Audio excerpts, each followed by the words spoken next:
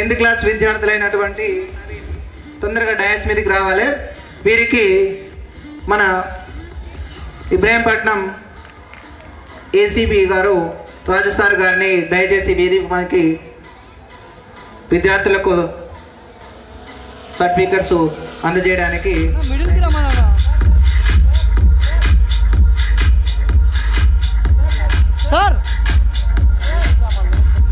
సరస్వతి పేరులోనే ఉంది.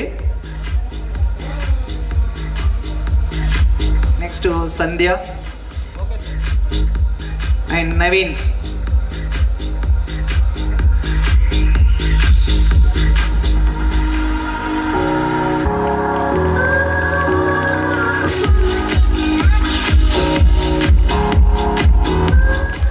Thank you sir. ఈ కార్యక్రమాన్ని ఉద్దేశించి కల్చరల్ మీట్కు మమ్మల్ని ఆహ్వానించిన ఉపాధ్యాయులు, అధ్యాపకేతర బృందం, మరి గ్రామస్తులు అందరికీ కూడా ఇబ్రహీంపట్నం డివిజన్ పోలీసుల తరఫున మరియు యాచారం పోలీసుల తరఫున నా హృదయపూర్వక నమస్కారాలు తెలియజేసుకుంటున్నాం. గట్టిగా చాలా సంతోషం.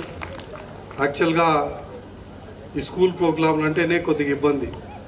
ఎందుకంటే మా ముందు కూర్చుండే వాళ్ళు ఎప్పుడెప్పుడు ప్రైజ్లు, డ్యాన్స్లు ఇవన్నీ చూసి వెళ్ళిపోదామని వాళ్ళు ఉంటారు. మేము చెప్పేది ఎవరు వింటారో ఎవరు వినరో కూడా తెలియని పరిస్థితి ఉంటుంది. అయితే ఇక్కడ ఒక మంచి అంశం ఏంటంటే పక్కన వారి పేరెంట్స్ కూడా రావడం మాకు చాలా సంతోషం. ఈరోజు వీరితో కలిసి మాట్లాడేదానికి ఒక మంచి అవకాశం. ఏం మాట్లాడతారని కొన్ని విషయాలు మీ అందరి సమక్షంలో, గ్రామ పెద్దల సమక్షంలో, వారి తల్లిదండ్రుల సమక్షంలో తమ్ముడు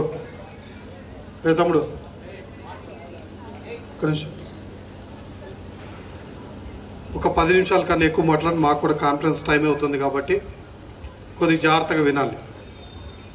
మామూలుగా ఇక్కడ ముందు కూర్చున్న వాళ్ళు ఎవరన్నా సెల్ ఫోన్ పట్టుకున్న వాళ్ళు ఎవరన్నా ఉన్నారా? సెల్ ఫోన్ నేను ఇంతవరకు పట్టుకోలేదు అన్నట్టు. నువ్వా పట్టుకోలేదు? ఇంతవరకు సెల్ ఫోన్ పట్టుకోలేదు?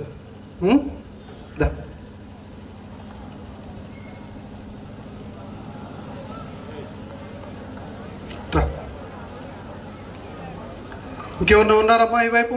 అమ్మాయిలు సెల్ ఫోన్ నేను తాకలేదు అనేటోళ్ళు చూసారా? చూడలేదా? గట్టిగా ఇటువైపు నుంచి సౌండ్ రాలేదు.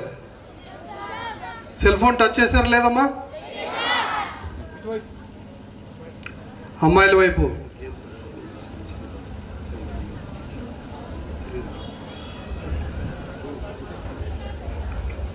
సరే. మనోడు ఎవరు గేమ్స్ ఆడిని చూడలేదంట. గేమ్స్ ఆడని వాళ్ళు ఎవరన్నా ఉంటే చేతులు ఎత్తండి అంట. మేము ఆడలేదు, గేమ్స్ ఆడలేదు అన్నట్టు. నిజంగా ఒప్పుకున్నాం, తప్పేం లేదు. మేము కూడా ఆడినోళ్ళే. తల్లిదండ్రులు అందరూ గమనించాలి. ఇదేదో నవ్వులాటకు సంబంధించింది కాదు. జాగ్రత్తగా మీరు వినాలి. తల్లిదండ్రులందరూ కూడా జాగ్రత్తగా వినాలి. ఈరోజు ఇక్కడ కూర్చున్న పిల్లలు, ఇక్కడ కూర్చున్న అమ్మాయిలు, అబ్బాయిలు అందరూ కూడా ఈ ప్రశ్న అడిగితే చేతులు ఎత్తలేదంటే క్రీడల్లో ప్రావీణ్యులు అవుతారు. అలాగే మనం వాళ్ళకి చదువులో నేర్పిస్తే చదువులో ప్రావీణ్యం సాధిస్తారు. అంతేగాని ఈరోజు మీరు సెల్ ఫోన్ ఇచ్చిన తర్వాత వాళ్ళ నుంచి మనం ఏ విధంగానూ మంచి ఫలితాలు వాటిని ఆశించలేము. ఒక సెల్ ఫోన్ పట్టుకున్న తర్వాత అతని కంటికి ఇబ్బంది అవుతుంది, అతని మెదడుకి ఇబ్బంది అవుతుంది, అతని విద్యార్థులతో లేకపోతే తోటి మన కుటుంబస్తులతో అతడు ప్రవర్తించే తీరులో కూడా తేడాలు వస్తాయి. దయచేసి మీ అందరూ గుర్తుంచుకోవాలా, మన పిల్లలకు ఎటువంటి పరిస్థితుల్లోనూ సెల్ ఫోన్ ఇవ్వకూడదు. ఇంతమంది పిల్లలు నేను ఇప్పుడు అడిగినప్పుడు మీరు చూశారు, ఎవరన్నా సెల్ ఫోన్ ముట్టని వాళ్ళు ఉన్నారా అని. వాళ్ళని అడిగితే వాళ్ళు ఒకరో ఇద్దరు ఎత్తారు. ఎత్తినావు కదా సెల్ ఫోన్? ఇంతవరకు ఎప్పుడు గేమ్ ఆడలేదా? ఆడేవాళ్ళు ఎవరు తెలుసా? ఎవరు తెలుసా? చూడండి, నిజమైతే ఎవరు చెప్పరు. నేను అడిగినా చెప్పరు, మీరు అడిగినా చెప్పరు. కానీ ఇది వాస్తవం. మన పిల్లలందరూ కూడా సెల్ ఫోన్లో గేమ్స్ ఆడేవాళ్ళే. కాబట్టి మిమ్మల్ని అందరూ రిక్వెస్ట్ చేస్తున్నా, ఆ గేమ్స్ ఎలా ఉంటాయనేటివి కూడా చెప్తాను. తల్లిదండ్రులకు తెలుసు తెలీదు, ఫ్రీ ఫైర్ అనే ఏంది క్రికెట్ ఇంకా ఒకరు చెప్పాలా గట్టిగా వాలీబాల్ ఇంకా ఇంకా కార్ గేమ్ ఇంకా బస్ గేమ్ ఇట్లా నేను అడుగుతా అంటే చెప్తానే ఉంటారు. తల్లిదండ్రులు దయచేసి గమనించండి. ప్రాణాలు తీసుకున్న వాళ్ళు కూడా మీకు కొన్ని ఉదాహరణలు చెప్తా. నేను చెప్పడానికి పిల్లలకు చెప్పడానికి రాలేదు, ఇక్కడ ఉన్న తల్లిదండ్రులు చెప్పడానికే ఇక్కడికి వచ్చా. తల్లిదండ్రులు అందరూ గమనించాలి. కొంతమంది ప్రాణాలు తీసుకుంటారు, కొంతమంది ఇంకా నేరాలు తయారు చేస్తారు. ఎక్కడో కాదు, మన యొక్క పెత్తుళ్ళ గ్రామం పక్కనే ఉంటుంది. ఈ గ్రామంలో ఆ వ్యక్తి డీజిల్ పోసుకొని కాల్చుకొని చనిపోయాడు. అలాగే మంచాల్ మండలం ఒక పోలీస్ కానిస్టేబుల్ తన యొక్క తుపాకీతో కాల్చుకొని చనిపోయాడు కలెక్టరేట్లో. అలాగే కన్నగూడ గ్రామం ఒక అబ్బాయిని పోలీస్ స్టేషన్ పిలిపించి ఎన్నోసార్లు కౌన్సిలింగ్ ఇచ్చినా కూడా మారలేదు. మారినటువంటి పరిస్థితుల్లో సూసైడ్ చేసుకొని చనిపోయాడు, ఊరేసుకొని చనిపోయాడు. ఇవి కొంతమంది వాళ్ళ యొక్క మానసిక ప్రవర్తన బట్టి అలా చేస్తుంటారు.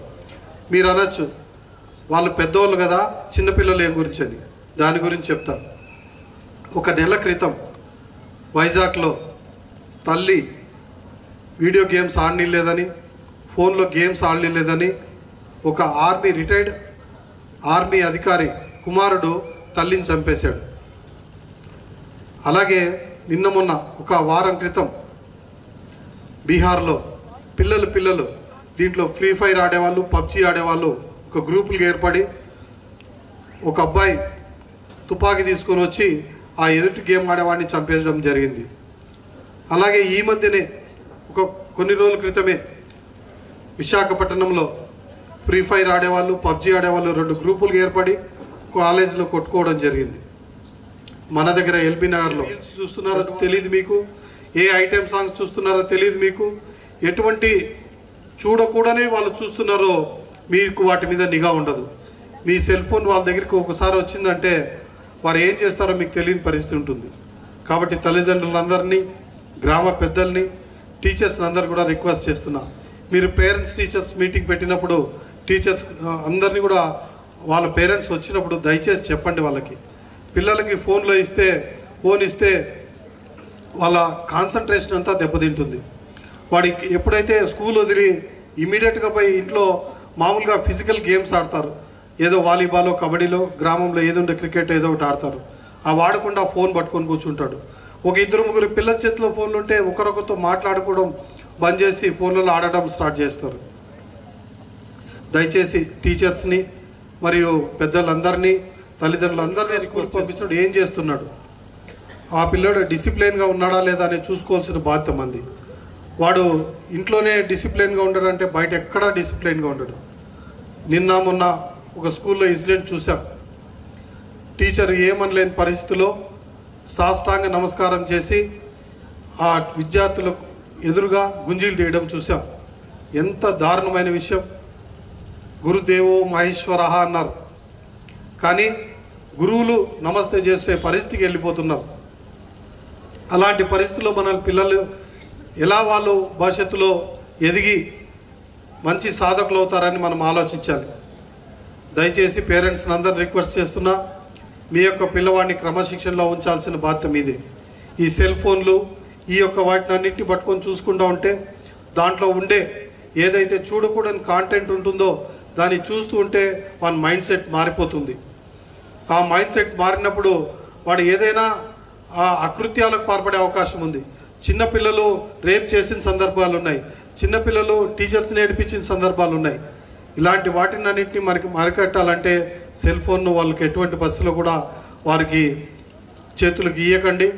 వాళ్ళు ఏం చేస్తున్నారు సన్మానాన్ని స్వీకరించవలసిందిగా సార్ గారిని కోరుచున్నాం. అందుబాటులో ఉన్నటువంటి ఉపాధ్యాయ బృందము స్టేజ్ పైకి రావాల్సిందిగా ఆహ్వానిస్తున్నాం.